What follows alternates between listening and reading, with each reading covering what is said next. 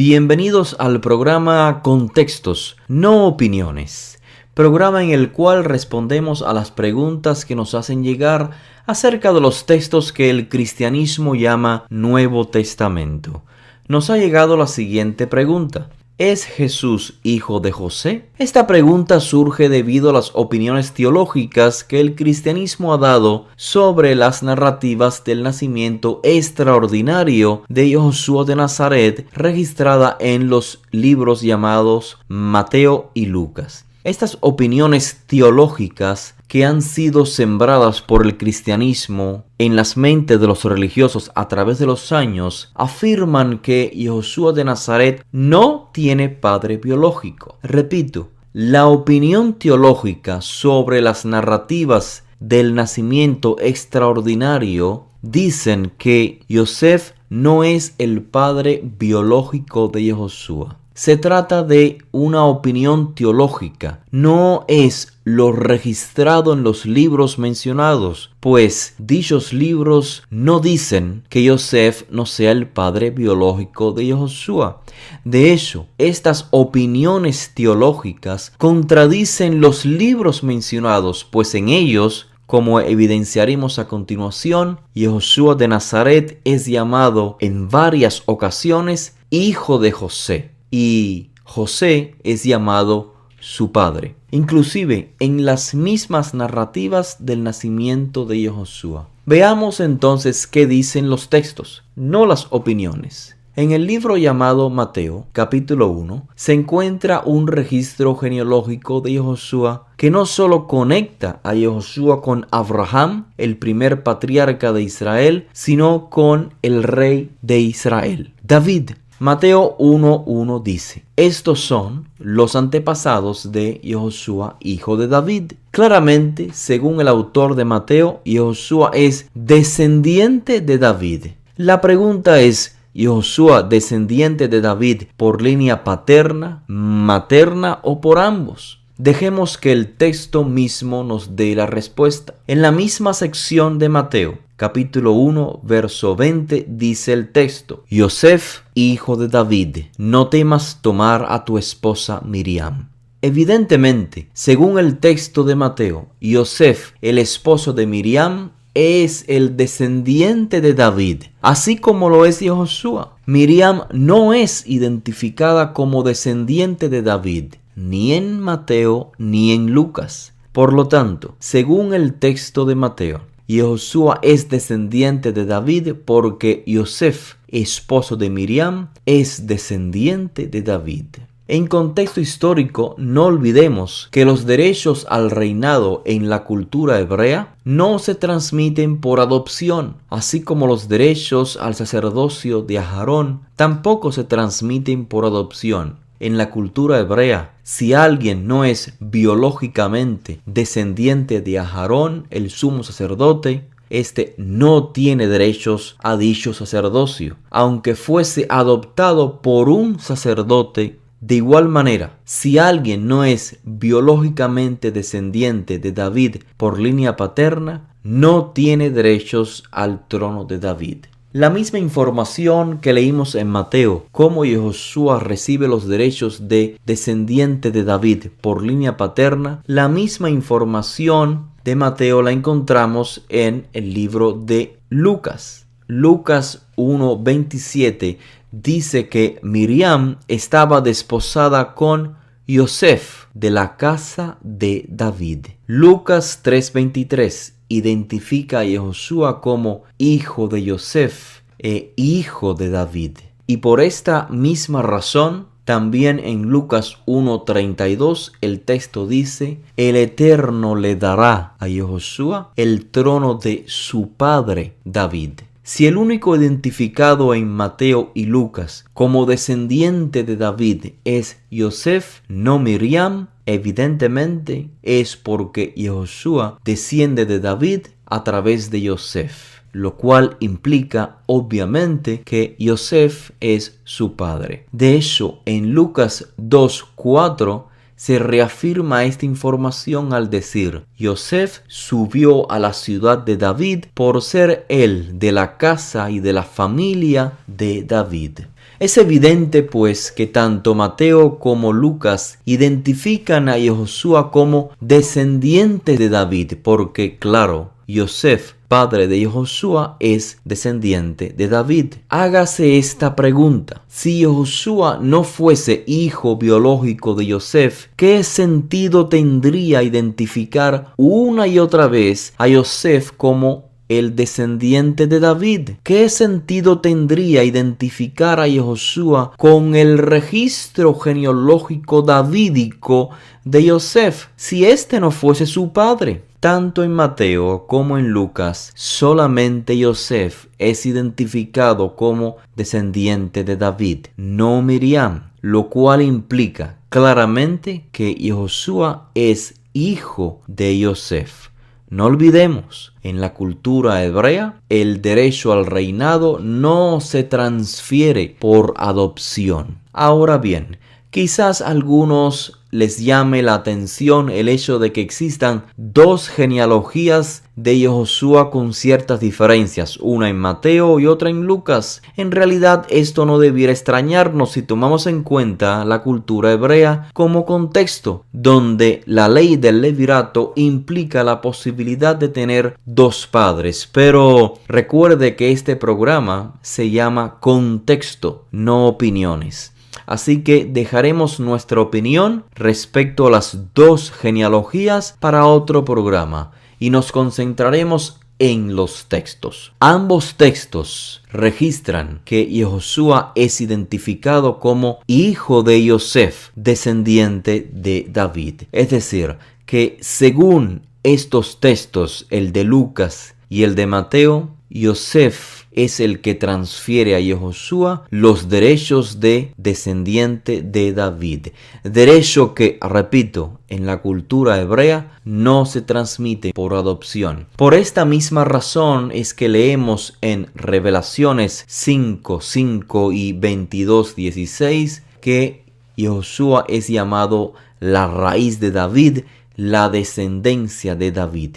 Ya sabemos, descendiente por la línea paterna. Ahora continuemos con los textos para evidenciar. En Lucas 2:48 se registra que Miriam dijo a Yehoshua cuando a corta edad éste se quedó en el templo de Jerusalén mientras sus padres regresaban a casa. Miriam dijo: Hijo, ¿por qué nos has hecho esto? Tu padre y yo te hemos estado buscando llenos de angustia. Hágase esta pregunta: ¿por qué el autor de Lucas dice que Miriam identificó a Yosef como el padre de Yehoshua? Repito el texto, Lucas 2:48. Hijo, ¿por qué nos has hecho esto? Tu padre y yo te hemos estado buscando llenos de angustia. La respuesta es clara. Yosef es el padre de Yehoshua.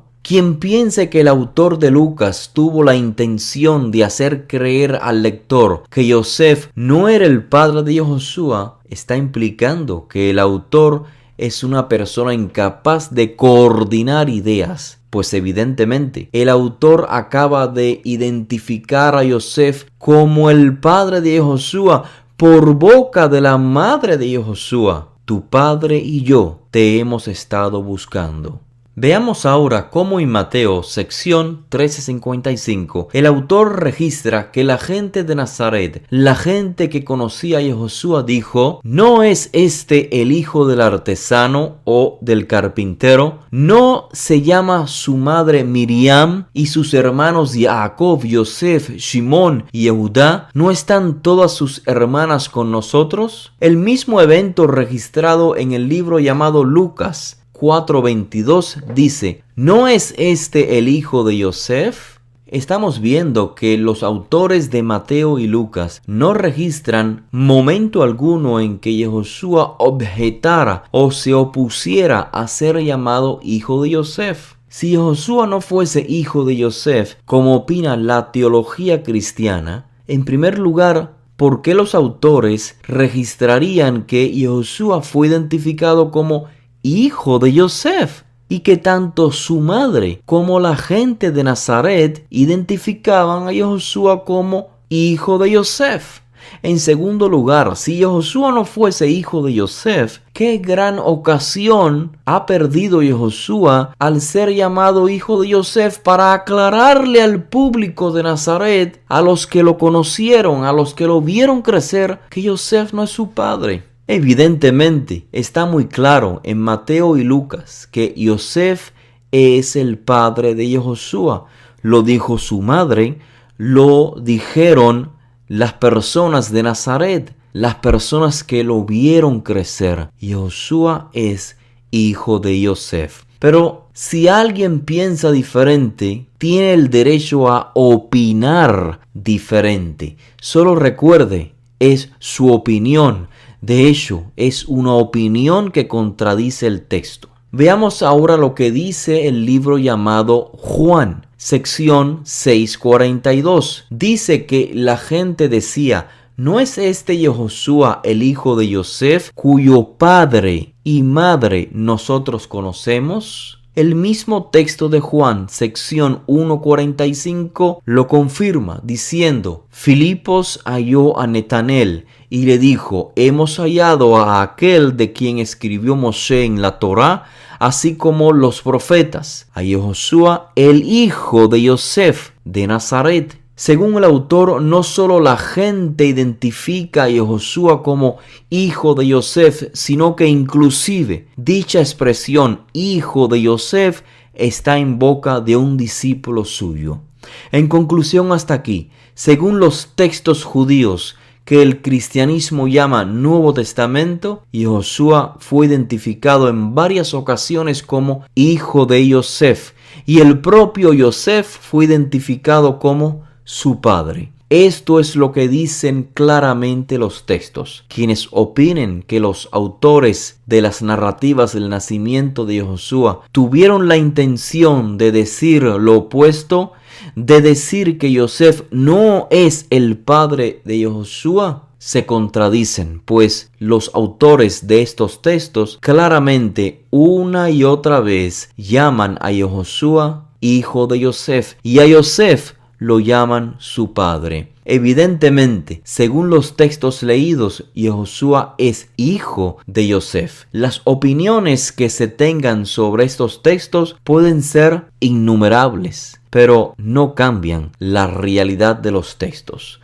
Una pregunta clave quizás sería: ¿cuál es la sección en las narrativas del nacimiento de Yehoshua, tanto en Mateo como en Lucas, de donde se han creado las opiniones de que Yehoshua de Nazaret no es hijo biológico de Yosef? Que Miriam es la madre, pero Yosef no es el padre. De ello hablaremos en la segunda parte. No te la pierdas.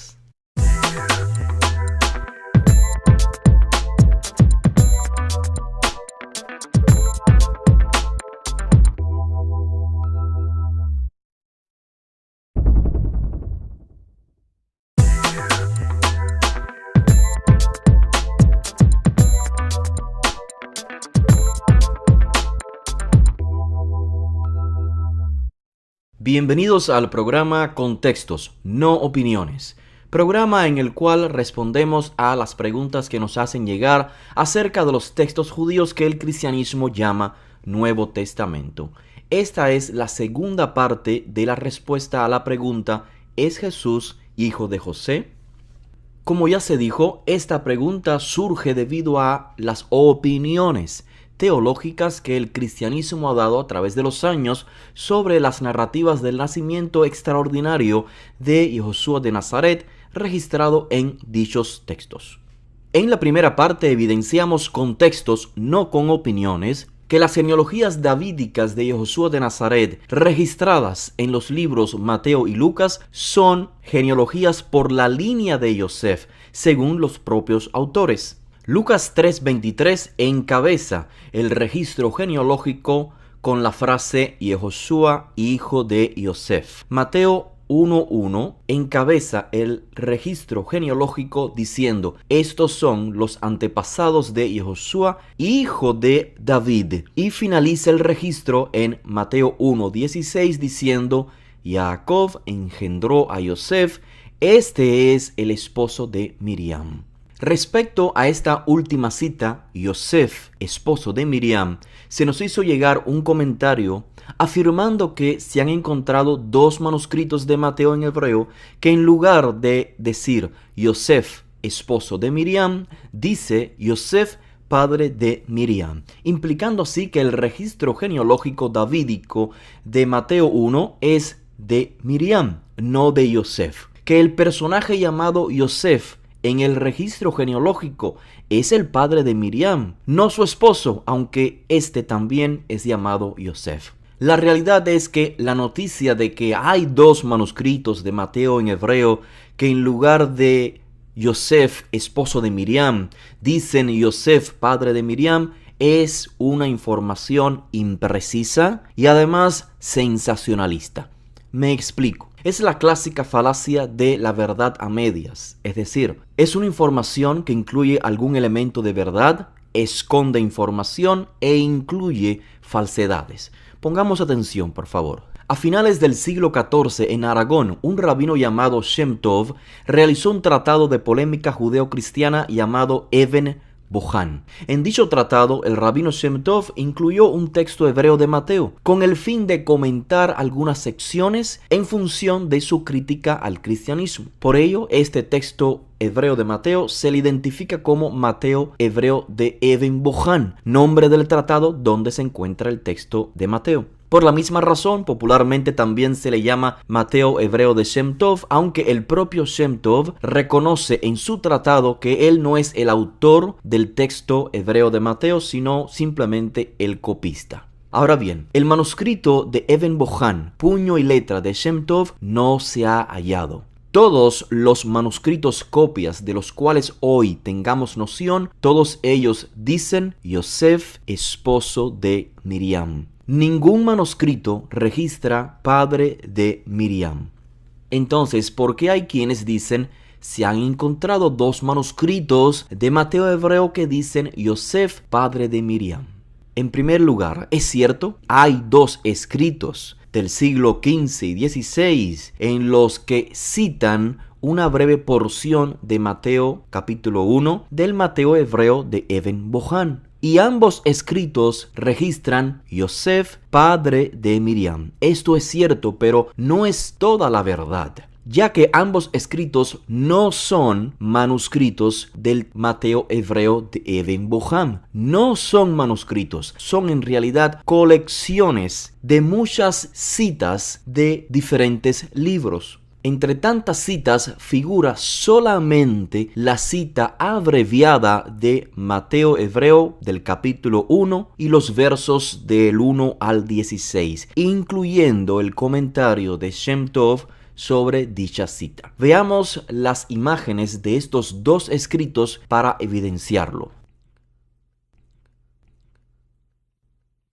A continuación, transcribo en español el contenido de la cita de Mateo 1. Lo que ven en color negro es la cita de Mateo que registran estos dos escritos. Lo que ven en color negro y gris es lo que registran los manuscritos completos de Mateo en hebreo de Even Bohan. Lo que ven en color rojo son las lecturas que se diferencian a los manuscritos de Mateo hebreo de Even Bohan. Lo primero que te quiero preguntar es lo siguiente. ¿Te parece que estos escritos son manuscritos de Mateo hebreo? Imagino que tu respuesta es no. Estos escritos, estas citas, no son un manuscrito del Mateo hebreo. Decir que estos dos escritos que recopilan citas de diferentes libros son manuscritos del Mateo hebreo de Even Bohan es totalmente una falacia.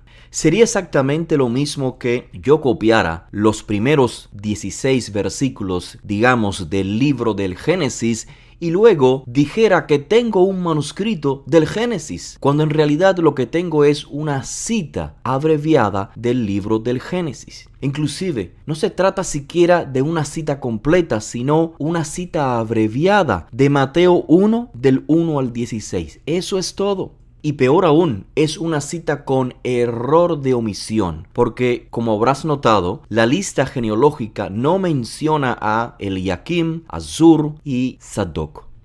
Pero los sensacionalistas no te dicen toda esta información. Si las palabras tienen significados, usémoslas apropiadamente. Una cosa es un manuscrito de un libro y otra cosa es una cita abreviada de Mateo 1, del 1 al 16. Ahora, ¿qué es lo otro que no te dicen los sensacionalistas? No te dicen que en ambos escritos también se copió el comentario de Shem Tov sobre la cita de Mateo 1. ¿Por qué no te dicen que el comentario de Shem Tov también se encuentra en la cita copiada? Porque allí se encuentra la clave para desmoronar la falacia. Pon atención, por favor. Debajo del listado genealógico de Mateo 1, Shem Tov escribió su comentario que dice lo siguiente: ¿cómo puede ser que la genealogía de Jesús sea la misma genealogía del esposo de su madre, si Yosef no es su padre? Es la pregunta que Shem Tov realiza al mundo cristiano. Esta pregunta de Shem Tov evidencia que el texto hebreo de Mateo, fuente en el tratado de Shem Tov, decía Yosef, esposo de Miriam. Y por esta razón, Shem Tov, en su comentario, hace una pregunta identificando la lista genealógica como perteneciente al esposo de su madre. Repito la pregunta de Shem Tov en su comentario: ¿cómo puede ser que la genealogía de Jesús sea la misma genealogía del esposo de su madre, si Yosef no es su padre? Evidentemente, la frase Yosef, padre de Miriam, en estos dos escritos es una frase que contiene error de copista. Probablemente debido a una leve similitud que existe en el hebreo cursivo entre el término Ish, esposo de, y el término hebreo Avi, padre de.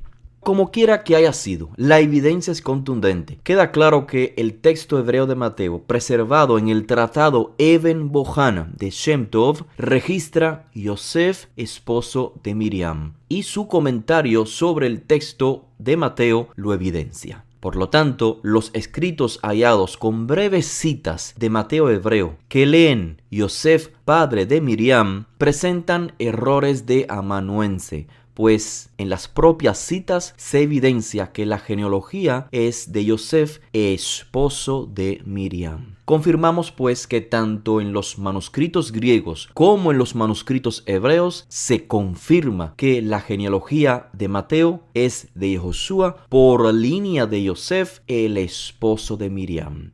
Esto es todo por ahora. Continuaremos en una próxima parte. Si gustas de esta información, te pedimos por favor que la compartas y que te suscribas al canal.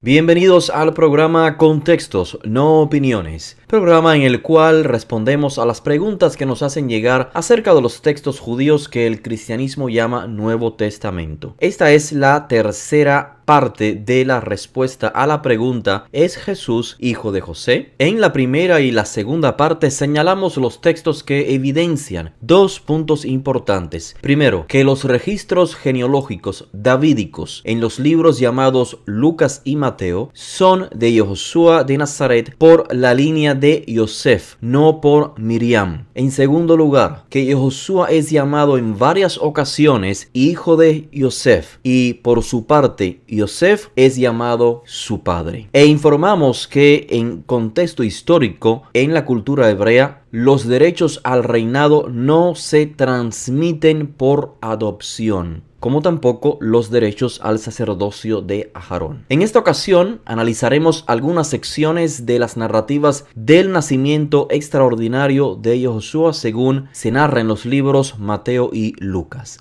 Y veremos si estos textos, si estas narrativas contradicen lo antes dicho. Esto es que Yoshua es hijo de Yosef. Para comenzar, recordemos que el casamiento en el mundo hebreo consta de dos partes muy sencillas. Primero, el desposorio, tras el cual, social y legalmente, la mujer era considerada esposa del que la desposó, aunque no convivieran. La segunda parte es el casamiento en sí mismo, en el cual, pues, los casados pasan a vivir juntos en una morada. Según los textos en Mateo y Lucas, Yosef y su desposada Miriam aún no convivían juntos cuando ella quedó embarazada. Leemos en el libro llamado Lucas capítulo 1 desde el verso 26 al 38 que el mensajero fue enviado a una virgen o una joven desposada con un hombre llamado Yosef, de la casa de David. Repito, Yosef de la casa de David. El mensajero le dijo a Miriam: concebirás en tu seno y darás a luz un hijo. Este será grande y será llamado Hijo del Altísimo, y el Eterno le dará el trono de su padre David. Evidentemente, si David es llamado su padre, entonces la frase Hijo del Altísimo ha de comprenderse como un título honorífico. De hecho, nótese el tiempo futuro. Será llamado Hijo del Altísimo. El texto no dice es Hijo del Altísimo. Esto se debe a que los reyes de Israel, elegidos por designio del Eterno, son identificados como sus hijos, como el caso de David y su hijo Salomón. Por ejemplo, véase Primera de Crónicas, capítulo 22, verso 10. Respecto a Salomón fue dicho: él edificará una casa a mi nombre, él será mi hijo y yo seré su padre. Lo mismo en Primera de Crónicas, capítulo 28, verso 6. Tu hijo Salomón es quien edificará mi casa y mis atrios, porque lo he escogido por hijo mío, y yo le seré por padre. Véase también las otras citas que aparecen a continuación. Nótese también que fue Yosef, no Miriam, el identificado anteriormente por el autor como de la casa de David. Yosef de la casa de David. Por lo tanto, según el propio autor, el trono de David le llega a Yehoshua de Nazaret por la línea de Yosef de la casa de David, no por la línea de Miriam. Pero es aquí donde viene la confusión para el lector desconectado de la cultura hebrea. Pues según el propio texto, Miriam es una virgen o una joven aún en estatus de desposada. Sigamos leyendo el texto con mucho cuidado. Entonces Miriam dijo al mensajero: ¿cómo será esto, puesto que no conozco varón? Nótese que no conozco varón es un eufemismo de la lengua hebrea para decir aún no tengo relaciones conyugales, tal como dice en Génesis 4. Adán conoció a Javá, su esposa, y ella concibió. Entonces, conocer, repito, es un eufemismo de la lengua hebrea para hacer referencia a las relaciones maritales. El autor nos informó que Miriam estaba desposada a Yosef y ahora informa que, según Miriam, aún no había concretado el casamiento, es decir, la segunda fase del casamiento hebreo. En otras palabras, aún no convivían juntos. Por si quedara duda alguna, la respuesta de Miriam: no conozco varón, desmorona la opinión de que el mensajero se refería a un embarazo natural después del casamiento y una relación conyugal. Si fuera así, no tendría sentido alguno que Miriam dijera: no conozco varón. es decir, aún no he cohabitado con varón. El asombro de Miriam por la noticia del mensajero da a entender al lector que el embarazo tomará lugar antes de concretarse el casamiento, es decir, antes de que los comprometidos convivan. Sigamos en el texto. Respondiendo el mensajero le dijo: viento sagrado vendrá sobre ti, poder del Altísimo te cubrirá con su sombra. Nótese, viento sagrado es una expresión idiomática, es un hebraísmo, Ruach HaKodesh, que esencialmente describe en un lenguaje concreto la influencia del Creador en el mundo. Sigue el texto diciendo: por eso el sagrado o lo sagrado que nacerá será llamado Hijo de Elohim. Nótese que se repite lo mismo dicho anteriormente. Será llamado. El texto no dice es Hijo de Elohim, sino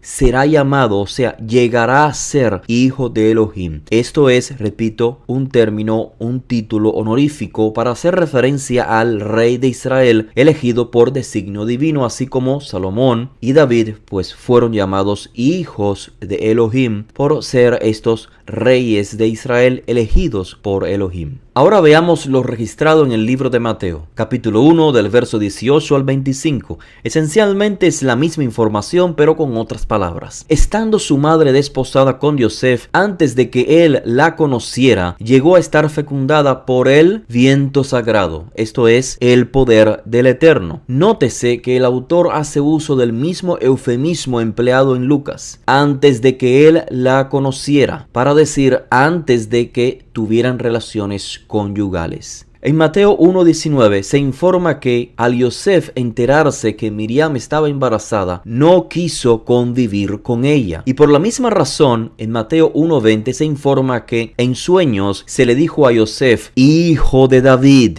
no temas tomar a tu esposa Miriam, ya que está fecundada por el poder del Eterno. Dando a entender que Yosef hasta este momento no se identificaba él mismo como padre del niño que Miriam llevaba en su vientre. Yosef la toma solo cuando se le informa que Miriam está fecundada por el poder del Eterno. En ambos registros, tanto en Mateo como en Lucas, el patrón es el mismo. En las narrativas del embarazo y nacimiento, solamente es Yosef el identificado como descendiente de David. Y a su vez, se nos informa que Miriam quedó fecundada antes de que ella establezca relaciones conyugales con Yosef. ¿Cuál es entonces el mensaje que ambos autores transmiten en estas lecturas? Evidentemente, el mensaje no es que Yehoshua no tiene padre biológico, pues los propios autores dicen que Yehoshua es hijo de Yosef. Por ejemplo, como citamos en la parte primera, Lucas 2:48, Miriam dijo a Yehoshua: hijo, ¿por qué nos has hecho esto? Tu padre y yo te hemos estado buscando. Lucas 4:22, ¿no es este el hijo de Yosef? Juan 6:42, la gente decía: ¿no es este Yehoshua el hijo de Yosef? Juan 1:45, Filipos halló a Natanael y le dijo: